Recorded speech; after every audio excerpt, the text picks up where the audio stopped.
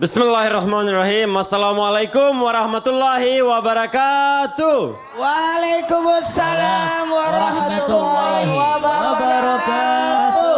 Jamaah. Oh jamaah. Alhamdulillahirabbil alamin. Alhamdulillahirabbil syakirin wa amma ba'du. Masya Allah tabarakallah ya Ustadz. Pagi-pagi senantiasa melihat jamaah yang hadir di studio dan yang ada di rumah ya. Selalu senantiasa menyaksikan Islam itu indah. Jalan-jalan membawa sajadah. Cakep. Hati penuh tenang dan hikmah. Cakep. Menuntut ilmu jadi ibadah. Di Islam itu indah. Wah. Ibu dari mana, Ibu? Dari mana? Cirebon. Lagi dari mana, Ibu? Cirebon. Dari mana? Masya Allah. Tepuk tangan. Tepuk tangan dulu buat ibu-ibu ya. Pagi-pagi senantiasa datang dari Cirebon menyaksikan Islam itu indah. Termasuk yang di rumah lagi nonton tuh. Makasih. Betul, Masya Allah ya. Nah, jamaah yang ada di rumah, sebelum kita memulai tema kita hari ini, jangan lupa kalian siapin catatan kalian ya, supaya poin-poin penting untuk hari ini kalian tidak terlewatkan. Wow. Langsung aja kita ke tema kita hari ini. Ayo cepet. Apa itu? Nih nungguin ya, nungguin. Apa sih Itu dia. nungguin? Tema kita hari ini adalah, jadi ini loh cara healingnya seorang wanita. Tepuk tangan. Maaf, Bara, sebelum kita masuk nih, kita tanya ibu-ibu. Nih, kalau ibu healingnya gimana? Tanya dulu saat healing itu apa? Nah nih, tanya dulu. Nah, ibu-ibu kan ini Healing itu apa? Ibu-ibu lagi ngomongin healing. Jalan-jalan. Saya aja nggak tahu itu healing apa. Oke, gini, kita tanya. Kalau dulu namanya refreshing. Dulu namanya refreshing, sekarang namanya healing. Ya. Biasanya kalau lagi pusing, lagi banyak pikiran tuh biasa apa yang dilakuin? Tidur. Pusing. Healing. Belanja. Depresi. Belanja. Belanja. Woi, emangnya. Shopping. Biasa healing yang terbaik salah satu buat perempuan adalah shopping. Nah, kita tanya sama ibu-ibu yang di sebelah sini.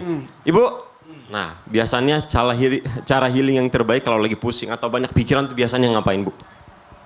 Pijet, terus jalan-jalan, terus belanja-belanja, pulang sehat. Mahal nih. Masya Allah. Iya. Kalau Ibu? Cekot. Sama kita lihat-lihat ke mall, cuma lihat aja juga udah happy. Oke, Masya Allah. Tepuk tangan dulu buat ibu-ibu. Kalau wanita itu biasanya 3 tempatnya favoritnya. Tahu nggak? Apa itu? Tahu nggak? Apa itu? Dapur, kasur, sumur.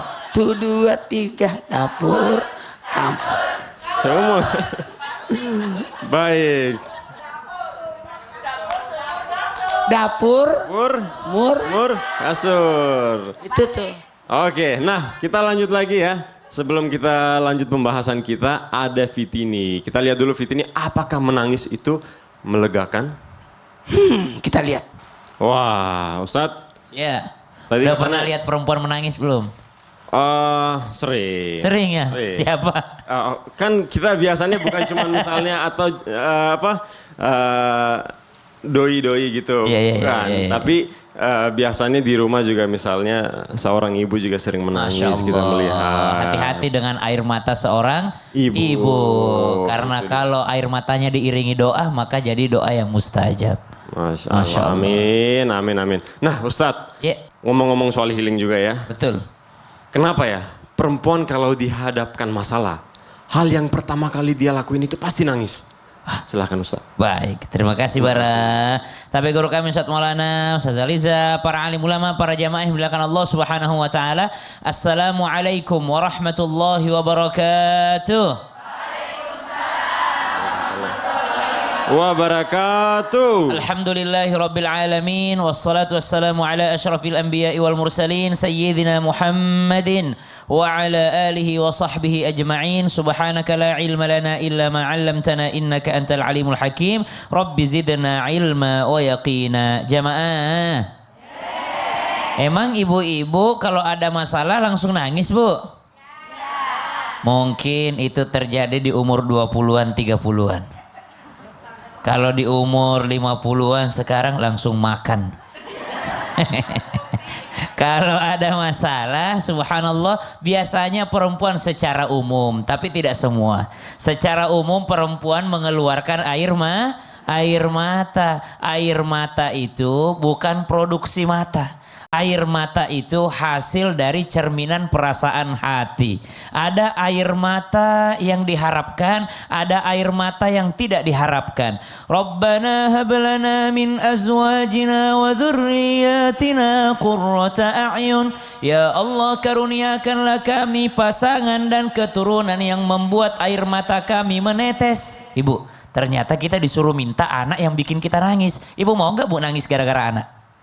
Hah? Ibu gak mau? Anaknya di wisuda tahfiz 30 juz, nangis gak? Nangis, bukan ketawa lagi. Itu bahagia di atas ketawa. Tangisan itu adalah kebahagiaan melebihi kebahagiaannya orang yang tertawa. Orang kalau lihat subhanallah suaminya sukses, bukan lagi ketawa itu, sampai menangis. Dia lihat suaminya yang selama ini tidak sholat, tiba-tiba bukan hanya sholat ke masjid, tahajudnya aja gak pernah putus, menangis istrinya. Itu bahagia di atas bahagia. Maka subhanallah, air mata tidak selamanya menandakan kesedihan. Kebahagiaan dengan ketawa itu kalah dengan kebahagiaan dengan tangisan. Maka perempuan kalau dihadapkan masalah dia langsung menangis, maka solusinya adalah jadikan tangisannya tangisan yang bermanfaat, tangisan yang berfaedah, tangisan yang banyak fadilahnya. Mana fadilah daripada air mata? Tadi kebahagiaan. Fadilah yang kedua, ada dua mata yang tidak akan pernah disiksa di hari kiamat. Mana itu? Mata yang menangis karena takut kepada Allah. Bangun tengah malam tahajud sambil menangis, Allahu Akbar. Tapi senangis-nangisnya mesti jelas takbirnya. Senangis-nangisnya mesti jelas Al-Fatihahnya ya Bu ya. Jangan karena nangis terputus-putus Al-Fatihahnya. Alhamdulillah. Tidak bisa. Mesti jelas Al-Fatihahnya. Jadi kalau masih tangisan, jangan dulu baca Al-Fatihahnya. Tahan aja dulu. Maka tangisan karena takut kepada Allah akan dosa-dosanya, itu adalah senjata yang hebat bagi seorang wanita. Mata yang mana lagi yang ternyata tidak disiksa di hari kiamat? Mata yang terjaga untuk menjaga keamanan.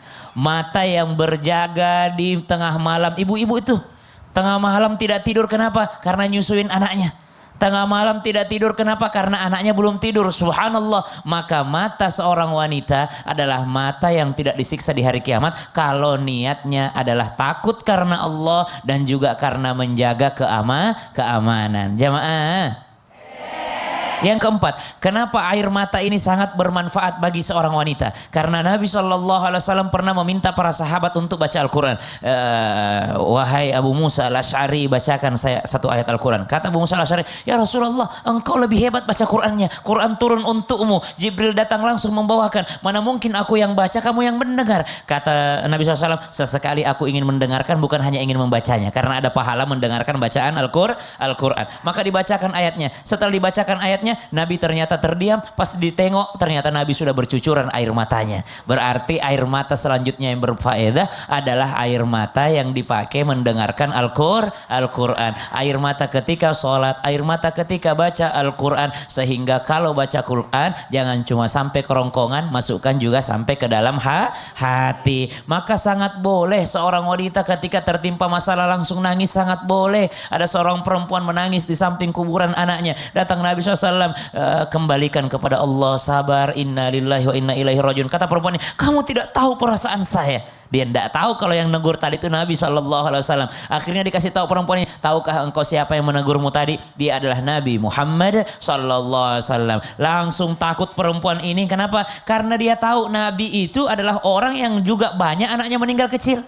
Dia tidak mau, Nabi SAW, ya Allah ternyata ujian Nabi lebih besar daripada saya. Datang minta maaf kepada Nabi SAW. Maka Nabi ingatkan untuk apa? Untuk air matanya boleh keluar, tapi mulutnya tidak boleh menyalahkan takdir Allah. Berarti air mata wanita ketika tertimpa masalah sangat wajar. Bahkan bisa jadi air mata yang bermanfaat, air mata yang bagus, kalau tidak diiringi dengan menyalahkan takdir Allah. Masya Allah, tabarakallah. Tepuk tangan dulu ibu-ibu.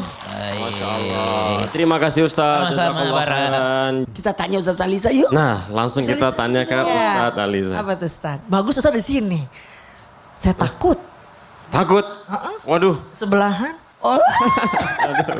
Nah, Ustaz. Orang mau nanya apa sih sama Ustaz nah Alisa? ini mau tanya Ustaz, ya, Ustazah izin. Boleh nggak sih perempuan berdiam diri ketika ada masalah? Tapi sering dikira perempuan itu lagi ngambek. Apalagi kalau ditanya, kamu kenapa? Jawabnya nggak apa-apa. Silakan. Kayak ibu di samping tuh. Ibu lagi ngambek ya? Sudah. Allah. Ibu ini lagi berusaha. Gimana supaya napak kakinya? Baik. Silakan Ustazah, terima kasih. Assalamualaikum warahmatullahi wabarakatuh. Waalaikumsalam warahmatullahi wabarakatuh. Alhamdulillah wassalatu wassalamu ala man la nabiyya ba'dah sayyidina wa habibina wa syafi'ina wa qurrati a'yunina wa maulana Muhammadin ibni Abdillah wa ala alihi wa ashabihi wa man tabi'ahu ila yaumil qiyamah wa ba'd. Jamaah. Yeay. Kadang nih nggak ada angin, nggak ada hujan, suami istri lagi baik-baik aja, tiba-tiba istrinya cemberut. Dia diem, dicolek sama suaminya, Bun kenapa sih kok diem aja? Jawabnya apa? Nggak apa-apa. Padahal seringkali di dalam hatinya ngedumel. Udah lama juga berumah tangga, nggak ngerti-ngerti juga. Pernah begitu? Oh sering. Itulah bedanya laki-laki sama perempuan. Kalau laki-laki cuma dua, yes or no. Iya apa enggak. Tapi kalau perempuan dia jawab enggak. Jawabannya bisa jadi iya, bisa jadi enggak. Bisa jadi paginya iya, sorenya enggak. Bisa jadi kadang-kadang iya, kadang-kadang enggak. Betul begitu? Kayaknya ketompak banget nih. Karena itulah perlu sensitivitas yang tajam bagi mengamati seorang perempuan. Akan tetapi perlu diketahui wahai para perempuan. Tidaklah semua orang yang di sekitarmu, baik suami atau temanmu itu adalah wali. Apalagi dukun yang katanya tahu isi dan pikiranmu, isi hatimu. Jadi ketika ada yang perlu engkau sampaikan, ada yang perlu orang lain itu harus tahu, ya dikasih tahu, insya. Seringkali psikologis perempuan ketika dihadapkan oleh masalah, dihadapkan oleh problematika kehidupan sehari-hari, ia menarik diri dari kelilingnya, ia menarik diri dari sekitarnya dan untuk diam. Kenapa diam? Untuk menetralisir emosi agar tidak melakukan hal-hal yang tidak diinginkan. Betul? Pernah ada suatu kisah di dalam surah Yusuf ayat 77 ketika Nabi Yusuf dituduh mencuri oleh para saudaranya. Tapi apa yang ia lakukan? Fa'asarroha Yusufu fi nafsih. Nabi Yusuf menyembunyikan kejengkelannya. Nabi Yusuf tidak menampakkan di depan saudaranya. Itu adalah cara untuk kita tidak mengikuti hawa nafsu. Di dalam Al-Quran surah Al-Isra ayat 53 dikatakan, A'udzu billahi minasyaitonir rajim. Allah. Wa kulli ibadi yaqulu allati hiya ahsan. Allah. Inna syaitana yanzaghu bainahum. Allah. Katakanlah kepada hamba-hambaku, hendaklah ia mengucapkan kalimat yang baik dan kalimat yang benar. Karena apa? Sesungguhnya syaitan seringkali membuat propaganda, seringkali membuat kerisuhan di antara keduanya.